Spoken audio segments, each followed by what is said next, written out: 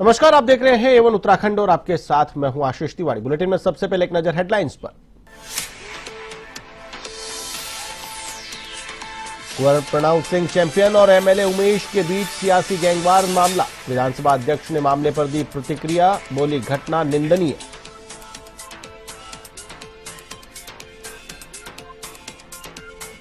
CM Dhami ने की Sharda corridor परियोजना की समीक्षा बैठक, अधिकारियों को दिए दिशा निर्देश। बोले कॉरिडोर के कार्यों में तेजी लाई जाए।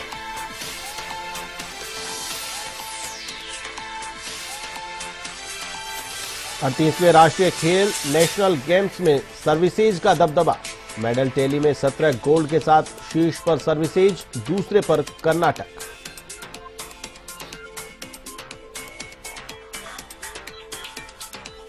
नैनीताल पुलिस की बड़ी कार्रवाई, नशीली दवाओं का बड़ा जखीरा पकड़ा, 2 शातिर तस्कर गिरफ्तार।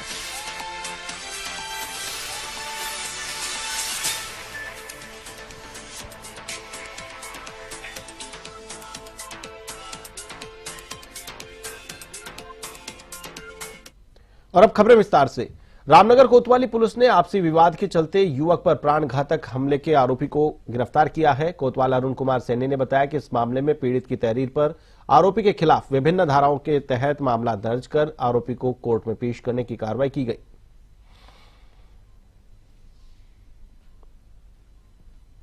देखिए, वादी पवन सती द्वारा एक थाने पर तहरीर दी गई थी कि उसको एक व्यक्ति द्वारा धारदार हथियार से और रोड से पीटा गया है, जानलेवा हमला किया गया है। इस संबंध में 109 बीएनएस के तहत हमारे द्वारा अभियोग पंजीकृत किया गया है। अभियुक्त को हमारे द्वारा गिरफ्तार कर लिया गया है, माननीय न्यायालय पेश किया जाएगा। दिल्ली चुनाव को अब बस कुछ ही दिन बाकी है। वहीं मुख्यमंत्री पुष्कर सिंह धामी ने भी दिल्ली में ताबड़तोड़ रैलियां की है। इन्हीं सबको लेकर कैबिनेट मंत्री सौरभ बहुगुणा का कहना है कि दिल्ली की जनता ने पिछले 12 सालों में केजरीवाल के नाटक को झेला है और बहुत सहा है। अगर दिल्ली की जनता को पारदर्शिता चाहिए तो आपको उखाड़ फेंकना होगा।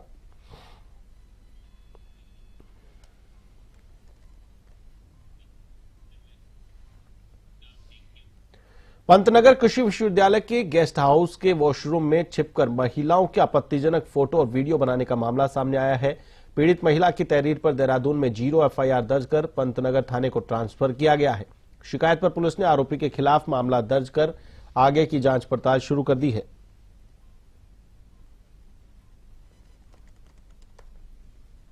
संज्ञान में आया कुछ समय पूर्व की यह घटना है। ये गेस्ट हाउस में वहाँ पे रुके थे तो एक छात्रा का किसी ने जो नाबालिग श्रेणी में आता है उसने वीडियो उसका बना दिया था। तो ये उस समय उनका गेस्ट हाउस छोड़ के वो उनको जाना था तो चले गए थे। जल्दबाजी में एफआईआर नहीं कर पाए थे शायद, ऐसा संज्ञान में आया है। और अभी उन्होंने देहरादून में एफआईआर करी तो वो हमारे प्राप्त। रामनगर में गुस्साए ट्रांसपोर्टर्स ने निगम कार्यालय के बाहर प्रदर्शन करते हुए जमकर नारेबाजी की। इस दौरान उन्होंने बताया कि खंजा गेट पर अन्य गेटों से परिवर्तन होकर आए वाहनों पर रोक लगाने की मांग को लेकर यह प्रदर्शन किया गया है। उन्होंने कहा कि इस परिवर्तन को पुनः पूर्व के गेटों पर हस्तांतरित किया जाए। उन्होंने कहा कि अगर इस पर तुरंत रोक नहीं लगाई गई तो समस्त ग्रामवासी वाहन स्वामी उग्र आंदोलन करने को मजबूर होंगे। गेटों पे नियम विरुद्ध जो दूसरे गेटों से गाड़ियों के रजिस्ट्रेशन ट्रांसफर किए गए हैं उसके विरुद्ध हमने आज अपना खड़ंजा गेट अनिश्चितकाल के लिए बंद कर दिया गया है। और जब तक हमारी मांगे पूरी नहीं होंगी तब तक हम गेट को नहीं खोलेंगे। मांग जितने रजिस्ट्रेशन जो पंजीकरण इन्होंने बिना नियम शर्तों के हमारे गेटों पर ट्रांसफर कर दिए हैं उनको वापस भेजा जाए और हमारे गेट में जितने रजिस्ट्रेशन पहले थे उतने ही गेट पे चलने चाहिए। कौन सा गेट है आपका? हमारा खड़ंजा निकासी गेट है वन निगम का, और वहां पहले से सिंगल रास्ता है जिसपे गांव के लोगों का आना जाना, स्कूल की बसों का आना जाना लगा रहता है। और अधिक वाहनों के दबाव के कारण हम लोगों को गांव में बहुत परेशानी है। इसलिए हम चाहते हैं कि जितने रजिस्ट्रेशन पहले से थे उतने ही चलें और जो बिना नियम शर्तों के हमारे गेट पे भेजे गए हैं उन्हें वापस भेजा जाए। कितने चल रहे थे अब तक? अब तक हमारे गेट में लमसम 250 रजिस्ट्रेशन थे जिनको बढ़ा के उनकी संख्या 300 के आसपास कर दी गई है बिना नियम अनुसार। ऐसा कोई नियम नहीं है ट्रांसफर का। अगर हमारे नियम को नहीं माना, शर्तों को नहीं माना गया तो हम 3 से 4 दिन में उग्र आंदोलन करके यहाँ बैठ जाएंगे धरने पे। क्या नाम है? ठीक है, इसमें मैं भेज दूंगा इसको आगे करके ना, साहब से कह करके इसमें तुरंत कल आ जाएंगे। आप बैठक में गए तो तुरंत उसमें एक्शन हो जाएगा भाई। और क्या पौड़ी जिले के चौबट्टा-खाल विधानसभा क्षेत्र में बीरोखाल ब्लॉक के क्षेत्र शिव शक्ति स्टेडियम में आयोजित क्रिकेट प्रतियोगिता वृंदा 11 ने जीत लिया। फाइनल मैच में उसने कुंजबनेश्वर कुंजोली टीम को 6 विकेट से हरा दिया। महिला वर्ग के क्लस्टर क्लब चोखाल ने यह मुकाबला 6 विकेट से जीत लिया। प्रतियोगिता का सर्वश्रेष्ठ बल्लेबाज आदर्श नेगी को चुना गया। वहीं नवीन नागर को बेस्ट बॉलर और निखिल प्रतियोगिता का श्रेष्ठ खिलाड़ी चुना गया।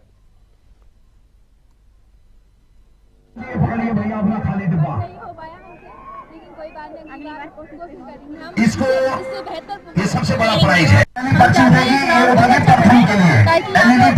और खेल और बड़ा नेशनल मतलब खेल हो, ताकि हम अभी यहाँ पे दान कर रहे हैं।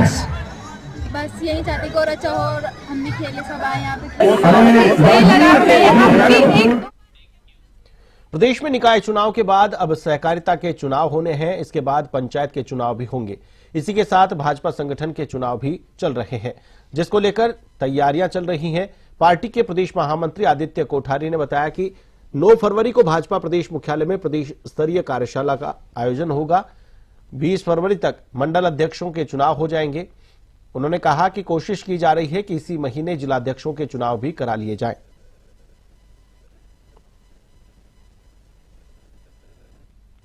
स्थानीय निकाय चुनाव में भारतीय जनता पार्टी ने आशातीत सफलता प्राप्त की है और अभी कोऑपरेटिव के चुनाव चल रहे हैं।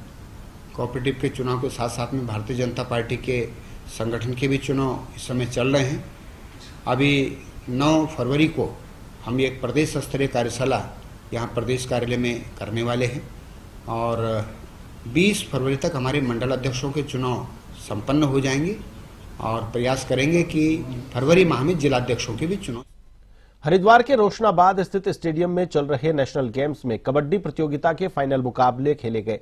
पुरुष वर्ग में उत्तर प्रदेश और महिला वर्ग में हिमाचल प्रदेश की टीम शानदार प्रदर्शन करते हुए खिताब पर कब्जा पाने में कामयाब रही। पुरुष वर्ग के फाइनल मुकाबले में उत्तर प्रदेश की टीम ने दमदार खेल का प्रदर्शन करते हुए चंडीगढ़ की टीम को 57-43 के अंतर से हराया। महिला वर्ग में हिमाचल प्रदेश की टीम ने बेहद रोमांचक मुकाबले में हरियाणा को 27-22 के स्कोर से पराजित कर खिताब अपने नाम किया। फाइनल मैच के बाद रोशनाबाद स्टेडियम दर्शकों से खचाखच भरा रहा। खेल प्रेमियों में जोश और तालियों की गूंज के माहौल के बीच रोमांचक माहौल देखने को मिला। मैच समाप्त होने के बाद विजेता और उपविजेता टीमों को सम्मानित किया गया। खिलाड़ियों को मेडल और ट्रॉफी दिए गए।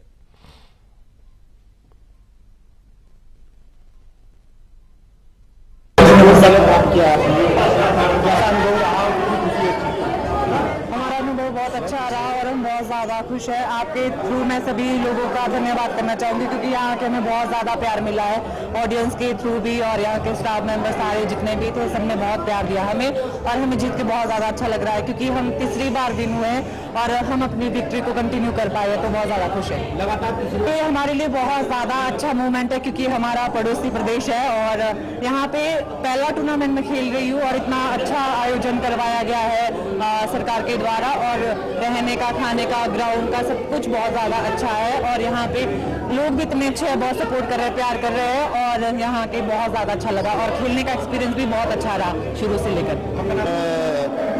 मेरी टीम ने और कोचेज ने तो आज वो काम आई है, सफल हुई है। नेशनल गेम्स में गोल्ड मेडल लेना बहुत बड़ा इवेंट, मतलब बहुत बड़ी खुशी है नेशनल गेम में गोल्ड जीतना। और मैं इस चीज़ से ज़्यादा कुछ नहीं कहूँगा। मैंने अपनी टीम को यही बोला था कि कोई परेशान नहीं है, मैं अगर कुछ गलती होती है, कुछ भी होता है, मैं जवाब दूंगा। कोचेज इतना अच्छा टीम को मैनेज कर रहे थे, बता रहे थे, समझा रहे थे, तो सभी टीम ने प्रूव करके दिखाया है। और मैं अपने कोचेज को, टीम को धन्यवाद करना चाहूँगा, सबसे बड़ा अपनी यूपी सरकार को, क्योंकि यूपी गवर्नमेंट इतनी अच्छी फैसिलिटीज दे रहे हैं। योगी सरकार हमारी जो खुद मुझे इतनी अच्छी जॉब मिली है और नेशनल गेम्स में गोल्ड मेडल पे भी काफ़ी अच्छी फैसिलिटीज और जॉब बोली है। हल्द्वानी में माघ में खिचड़ी भोज कराने की पुरानी परंपरा है। यहां प्रवास कर रहे जोहार शोका समुदाय के लोग अपनी संस्कृति को बचाए रखने और अपनी परंपरा को आगे बढ़ाने के लिहाज से धेनी मिलन कार्यक्रम यानी खिचड़ी भोज का आयोजन करते हैं। पिथौरागढ़ जिले के सीमांत इलाके में मुंशियारी का जोहार शोका समुदाय 19 सालों से धेनी मिलन कार्यक्रम का आयोजन करता है। इसके मुताबिक वे अपने घर से सभी विवाहित बेटियों को अपने घर आमंत्रित करते हैं और उसे खिचड़ी देते हैं। अब यह आयोजन व्यक्तिगत ना होकर सामूहिक होने लगा है। जोहर शोका समुदाय के लोगों ने खिचड़ी भोज का आयोजन किया, जिसमें करीब 200 से ज्यादा लोगों ने हिस्सा लिया। बेटियों का तिलक लगाकर स्वागत किया गया और खुशहाली का आशीर्वाद दिया गया। सभी बेटियों को खाना खिलाया गया और उन्हें उपहार भेंट किए गए। हमारा जो ये माघ का महीना लगता है तो उसमें अपनी भांजियों को और अपनी बेटियों को जो है अपने मायके बुलाया जाता है खिचड़ी भोज के लिए। इसमें उड़द की दाल का जो है खिचड़ी बनाया जाता है। तो यहाँ पे हमारी सभी जो धैनियाँ आई हुई हैं उनको आदर पूर्वक जो है टीका लगा के उनका तिलक करके एक बैच दिया गया है। रीज़न तो यही है कि हम लोगों को जो है आपस में एक दूसरे के साथ मिलना, क्योंकि हम लोग बहुत इधर उधर रहते तो एक साथ नहीं मिल पाते, तो इसलिए इस तरह के आयोजन के द्वारा हम लोग हमारी संस्कृति को बचाना चाहते कि हमारे पूर्वजों का क्या था और क्या है, और हम अपने बच्चों को भी ये सिखाना चाहते हैं। जोहार में हम लोग जो जोहारी हैं, शौका समाज है, ये विगत कई वर्ष शताब्दी से ये चला आ रहा है। इसमें माघ महीने में हम लोग अपने बहनी बेटियों को और अपने परिवार के साथ उनको खिचड़ी भोज के लिए बुलाते हैं। प्रधानमंत्री नरेंद्र मोदी के प्रस्तावित दौरे के लिए तैयारियां जोरों पर है। जिलाधिकारी डॉक्टर मेहरबान सिंह बिष्ट ने हर्षल क्षेत्र का दौरा किया। इस दौरान उन्होंने अधिकारियों को समयबद्ध ढंग से कार्य पूरा करने और गुणवत्ता और सुरक्षा का विशेष ध्यान रखने के निर्देश दिए। इस दौरान जिलाधिकारी और पुलिस अधीक्षक सरिता डोभाल के साथ सुरक्षा इंतजामों के संबंध में विचार विमर्श किया। सुरक्षा व्यवस्था से संबंधित विभिन्न पहलुओं का जायजा लिया और अधिकारियों को इस संबंध में जरूरी दिशा निर्देश दिए। प्रधानमंत्री नरेंद्र मोदी का इस महीने मुखवा और हर्षिल का भ्रमण करने की संभावना जताई जा रही है। यातायात नियमों का पालन करने और आमजन को सड़क हादसों के प्रति जागरूक करने के लिए देहरादून में सड़क सुरक्षा महीना मनाया जा रहा है। इसके तहत पुलिस ने पुलिस लाइन से जागरूकता रैली निकाली। इस दौरान पुलिस मॉडर्न स्कूल के छात्र छात्रा भी मौजूद रहे। रैली को एसएसपी देहरादून ने हरी झंडी दिखाकर रवाना किया। इस मौके पर एसएसपी ने कहा कि हर साल लाखों की संख्या में सड़क हादसों में लोग अपनी जान गंवा बैठते हैं। इसी को लेकर लोगों में जागरूकता पैदा करने के लिए अभियान चलाया जा रहा है।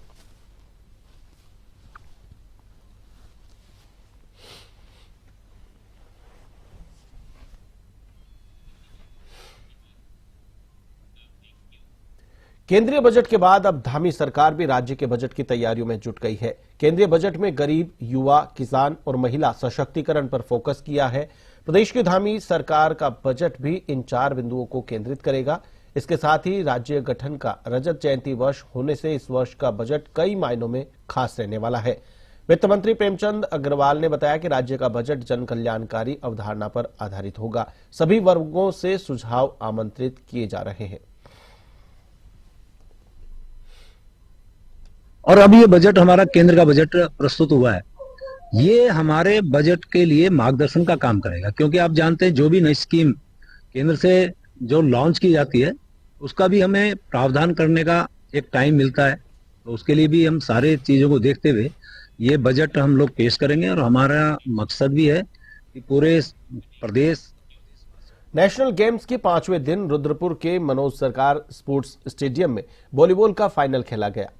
पहला मैच महिला वर्ग की केरल और तमिलनाडु के बीच खेला गया। कड़े मुकाबले के बीच केरल ने तमिलनाडु को 3-2 से हराकर गोल्ड मेडल अपने नाम किया। पहला सेट केरल ने तमिलनाडु को 25-19 से हराया, जिसके बाद तमिलनाडु ने मैच में वापसी करते हुए केरल की टीम को 2 सेट 25-22, 25-22 से हराया। तमिलनाडु को सिल्वर मेडल से संतोष करना पड़ा। कांस्य पदक के लिए राजस्थान और चंडीगढ़ का मुकाबला हुआ, जिसमें राजस्थान की टीम ने चंडीगढ़ को 3-0 से हराकर कांस्य पदक अपने नाम किया। कि एक नया प्रदेश इतना बड़ा आयोजन करने में सक्षम हुआ है, जिसको आयोजित करने में उत्तर प्रदेश जैसे बड़े बड़े राज्य हैं वो पीछे रह गए।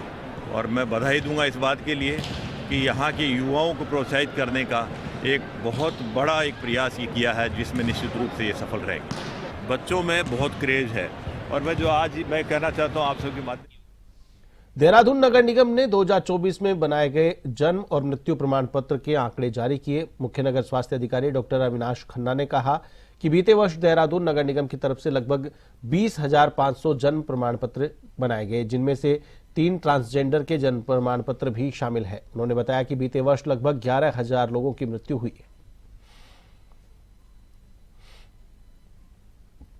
लगभग 20,500 के आसपास हमारी लाइव बर्थ जो है वो रिकॉर्ड हुई है, जिसमें से 3 जो है हमारे ट्रांसजेंडर्स की भी बर्थ है। और साथ ही साथ टोटल जो है जो डेथ्स हमारी जो रिकॉर्ड हुई है वो लगभग 16,800 जो है डेथ्स रिकॉर्ड हुई है, जिसमें 2 ट्रांसजेंडर्स की भी डेथ रिकॉर्डेड है। 26 जनवरी गणतंत्र दिवस के दिन उत्तराखंड में गणतंत्र का नजारा देखने को मिला। इस दिन हरिद्वार जिले की 2 माननीयों ने कुछ ऐसा किया कि विवाद हो गया। हरिद्वार जिले की खानपुर सीट से पूर्व विधायक रहे प्रणव चैंपियन ने खानपुर के वर्तमान विधायक उमेश कुमार के कैंप कार्यालय पर खुलेआम फायरिंग की। इस दौरान प्रणव चैंपियन के समर्थकों ने उमेश कुमार के समर्थकों के साथ मारपीट की, जिसके बाद मामले में उमेश कुमार की एंट्री हुई। गुस्साए उमेश कुमार का खुलेआम पिस्तौल लहराने वाला वीडियो सामने आया, जिसके बाद दोनों माननीयों का विवाद बढ़ता चला गया। इसको उत्तराखंड विधानसभा अध्यक्ष ने दुर्भाग्यपूर्ण बताया। अध्यक्ष ने कहा कि देवभूमि में इस तरह की भाषा का प्रयोग करना गलत और निंदनीय है।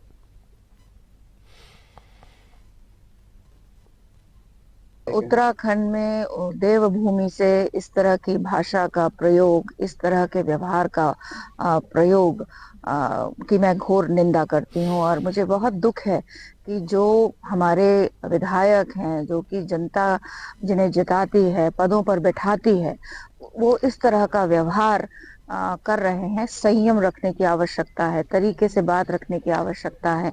जनता के बीच में जाकर इस तरह से पथराव करना, गोलीबारी करना, अपशब्द इस्तेमाल करना बहुत गलत है। नैनीताल पुलिस ने नशे के खिलाफ बड़ी कार्रवाई करते हुए 2 तस्करों को गिरफ्तार किया है। बताया जा रहा है कि उत्तर प्रदेश के मुरादाबाद से हल्द्वानी नशे की खेप लाई जा रही थी। पुलिस की इस कार्रवाई से होलसेल विक्रेता से 6,540 कैप्सूल नशीली गोलियां, इंजेक्शन आदि बरामद किए गए हैं। तो वहीं गिरफ्तार किए गए दोनों आरोपी हल्द्वानी के बनभूलपुरा इलाके के रहने वाले हैं। पुलिस के मुताबिक आरोपियों का मुख्य उद्देश्य नशीली दवाइयों के जरिए अधिक मुनाफा कमाना था। दोनों आरोपी लंबे समय से हल्द्वानी में नशे की सप्लाई कर रहे थे। उधर भवाली पुलिस ने भी एक चरस तस्कर को गिरफ्तार कर उसके कब्जे से 474 ग्राम चरस बरामद की है।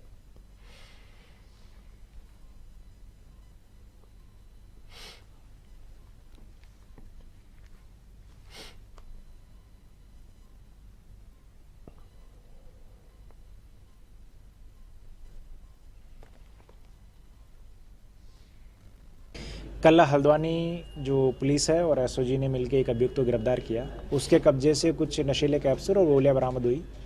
उससे पूछताछ करने पर उसने बताया कि बनपुलवा क्षेत्र में एक मेडिकल है, वहां से ये चीज़ें खरीद के लाया।